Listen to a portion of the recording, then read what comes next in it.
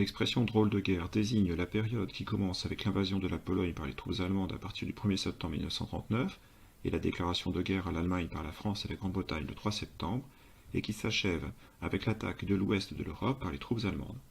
Alors qu'il était convenu avec la Pologne que la France interviendrait en cas d'agression allemande, les armées françaises se contentent d'une timide intervention dans la région de la Sarre avant de se replier derrière la ligne Maginot. Une fois la victoire à l'est assurée, Hitler projette d'attaquer à l'ouest, mais doit reporter à plusieurs reprises son offensive. Les Alliés sont retranchés derrière la ligne Maginot, alors que les Allemands sont retranchés sur la ligne Siegfried. La drôle de guerre n'est marquée que par quelques escarmouches, sans combat majeur.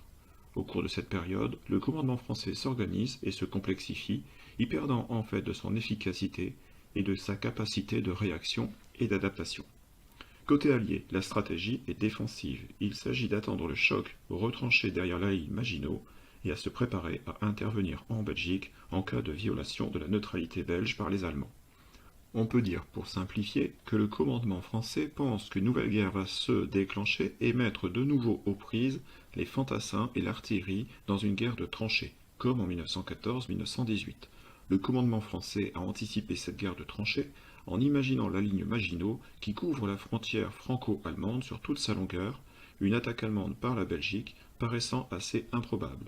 De son côté, le commandement allemand perçoit l'armée britannique et surtout l'armée française comme son principal adversaire. On ne considère pas du côté allemand avoir à disposition les forces suffisantes pour se lancer à l'assaut à l'ouest immédiatement après avoir envahi la Pologne.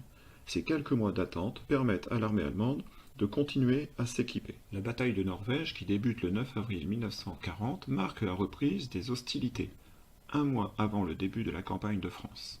Les Alliés veulent mettre en place un blocus de manière à gêner l'approvisionnement de l'Allemagne, celle-ci recevant une grande partie de son approvisionnement de la Scandinavie.